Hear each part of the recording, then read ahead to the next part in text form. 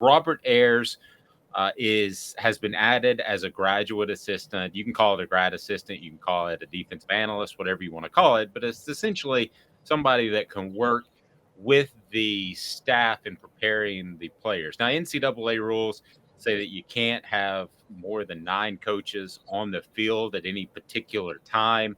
So technically, he's not allowed to be on the field.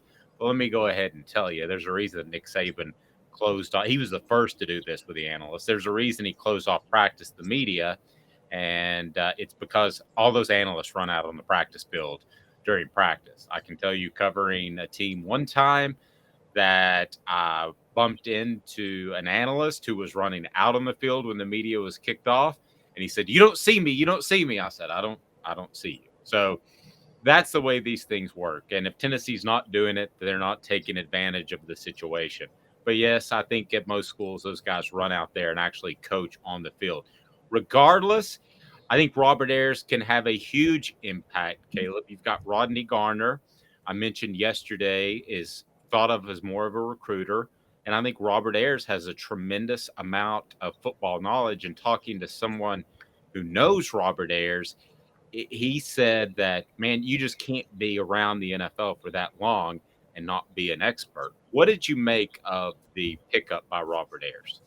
Yeah, so I see 2 points. Before we get there, by the way, I want to say that I didn't know that what you told me about the analyst thing. That's enlightening.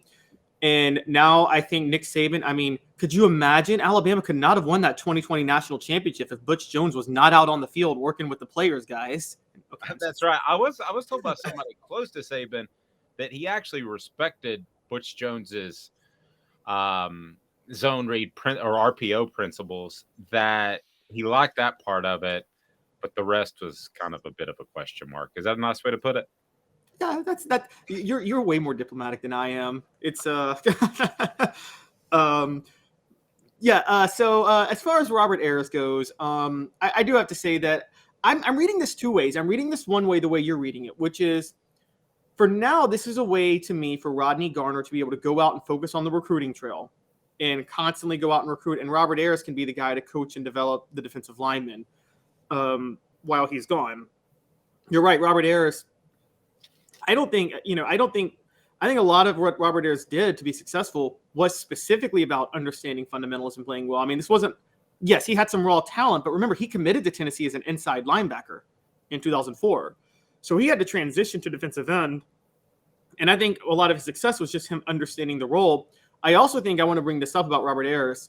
I think one of the more mentally tough guys out there, Robert Ayers' breakout year was his 5th-year senior year in 2008.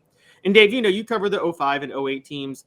When you're a senior, it's really hard to be excited about playing football when you're having the type of years Tennessee had those 2 years. And Robert Ayers was one of those players that he and Ramon Foster were the two that I thought really gave their all, even when the season was falling apart in 2008 and what was happening to Fulmer was happening to Fulmer. And that was really hard to do if you're a senior. So to me, he's a really high character guy, very, very smart player, played very well in the NFL for quite a few years. I agree. I think this is a great pickup. And I think this is a move to maybe look, Rodney Garner's 56. I don't know how much longer he wants to do this. I mean, maybe Robert Ayers become the heir apparent. I don't think Robert Ayers takes this job if he doesn't think that there's an on-field coaching role somewhere in the near future. Very well could be. I think that Robert Ayers in high school, um, he was a positive addition to Oak Ridge. I don't question that, but I think that he was maybe a little bit too mature, let's say, for high school, based off what I've been told. And his approach will be a better fit in college. I think that Tennessee's defensive linemen, and in particular the defensive ends, can be more effective with more coaching. And I don't want this to sound like a shot at Rodney Garner at all, because it's not. When you're arguably one of the best recruiters of his generation, that's what you're primarily hired to do. And I think Tim Banks did a great job of scheming up Tennessee for the most part last year. But I think Banks deserves more credit for the sacks and tackles for a loss than necessarily Garner. So I think that Robert Ayers coming in is a great guy, whether or not he ever runs out on the practice field, which I would think he would, just like everybody else. Whether or not he ever does that, he is going to be a guy that can teach fundamentals, can teach how to use your hands, can teach how to be an edge pass rusher, because he's done it in the NFL. And again, the person I talked to close to Robert just had rave reviews about his football knowledge. Just maybe a bit a bit harsh for the high school level, if that makes sense. There's not the go kill them and that sort of thing in high school as much as there is college in the NFL. Does that make sense? Am I dancing around the issue? But I think that he's a better fit for college than he was in high school, and I think he's very dedicated to being a coach, which as a multimillionaire you don't necessarily have to be, but he is. So whether or not he replaces Rodney Garner or not, I don't know, Caleb, but I think it's a great pickup. Yeah, I think either way, I'm with you. No matter what, it's a great pickup. And I think this is going to be a big help. You're right. This is going to allow Rodney. It's a win-win. It's going to allow for more coaching focus on the defensive line to develop players. And also, it's going to allow for Rodney Garner to spend even more efforts on the recruiting trail, which, like you said, that's his strongest. That's where he's at his strongest. And I think that, we're talking about a guy that you want all over the SEC. You want Rodney Garner in Alabama and Georgia all the time, trying to get talent there. You know what it reminds me of, but I think this is way better, is when you had Derek Dooley hire Chuck Smith. Now, Chuck Smith actually took up a position on the staff and as a defensive lineman. You saw what happened at LSU when Tennessee ran, I think, 18 defensive tackles out on the field. Yes, so I do. It's obvious. It was obvious from that moment to me that Chuck Smith wasn't ready. He was in charge of substitutions until that moment. And then it was Lance Thompson, the linebackers coach, in charge of the front seven from that point forward. It was obvious to me that Chuck Smith from the get wasn't ready for that job. But the thing that works out with this new trend of over the past 8 years or so of grad assistants and then the defensive or offensive analyst role is, Caleb, you're able to groom guys and bring them up. And this to me is a lot like that, except you don't take up a spot on your staff like Chuck Smith did. Right, exactly. That's true. I agree. That's a really big help. The one, if I were to criticize this in just one way, and I don't take this like I'm saying this is a bad hire, because I'm with you. This is a great hire. I think you and I kind of both agree. I think one of the things you kind of want to see a little more from Tennessee's defensive line, given kind of the way they're a little bit outmatched. And we talk about the blitz packages that Tim Bing styles up with the linebackers. I think it would be a lot of help if there were more stunts used on the defensive line, if that makes sense, particularly with the ends and the tackles. Robert Ayers never really played in a system that did that, so I'm not sure how familiar he is with those. If you guys remember, like the coaches he played for, guys like Dennis Allen and Jack Del Rio, these are defensive coordinators in the NFL that they kind of rely on a lot of push in the middle and just elite talent around the edge, similar to what John Chavis did and when he was Robert Ayers' defensive coordinator. John Chavis was more about speed on the defensive ends, and there weren't, as far as I remember, there weren't that many stunts that defensive linemen ran when John Chavis was defensive coordinator. No, but I would argue as Tennessee evolves defensively from a personnel standpoint, they've got to get more talented. But from a scheme standpoint, they've got to be able to rely on those guys to do it themselves without the stunts and twists. So I think that exposes you, if you do that repeatedly, to a gash, a big play by the offense. And if you're able to create pressure just without getting exotic in your blitz schemes, I think that changes you. So I think that's what they're hoping that Robert Ayers is able to do. That could make sense. I could see that.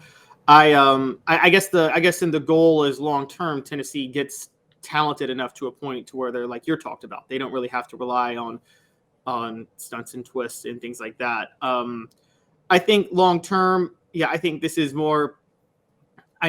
Depending on the type of defense they're trying to run, a defensive line coach could just be a guy who coaches up fundamentals versus a guy who schemes.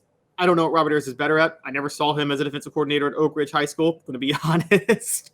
But I think that he is still overall a good hire. And again, the biggest thing for me is with Robert Ayers there, Rodney Garner can go out and recruit and just recruit.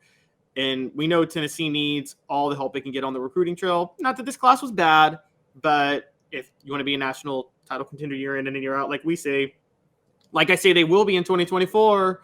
I think that you do want to make sure that you up your class just a little bit, and Rodney Garner can do a lot towards that. Well, you tap into a guy that was in the NFL for almost a decade. So it would be hard to be a part of the New York Giants, the Tampa Bay Bucks, and for a short time the Detroit Lions, as Robert was, and not pick up an awful lot of knowledge. So, he had over 250 tackles in the NFL, 35 sacks. Here's the other thing that I wanted to gauge your thoughts on. At what point does if he replaces Garner, as you mentioned, at what point does he become a really good recruiter? Because youth is going to be a factor. The fact that he played so long in the NFL is going to appeal to kids. So we haven't even talked about him as a potential recruiter. I'm talking 2, 3, 4, 5 years down the line, but he could be that as well. You're right. I wrote a little bit about that yesterday. He's already got East Tennessee ties with having coached at Oak Ridge, and I actually think he coached at Knox Catholic before that. So he can help fence off the state. He's got NFL credibility. And here's a big one. We talk about this state a lot. He's from South Carolina. True. It's a big state. Tennessee needs to recruit. I know Robert Ayers hasn't worked in South Carolina in any capacity, like as a coach, but you don't think being from there and going to high school there helps develop connections on its own? No, I definitely think it does. And I think that Robert Ayers will be a positive addition to the staff. And the other thing that really plays in Tennessee's favor, remember this, Caleb, is he has a home in Knoxville. So and he's signed the monster contract in the NFL. He's financially independent, and he could wait 2 or 3 years for an open position at Tennessee, where another guy that's hungry for a job and needs to get paid more than a grad assistant could bolt Knoxville. I think he has roots in Knoxville, so that could be a factor in his long-term staying power as well.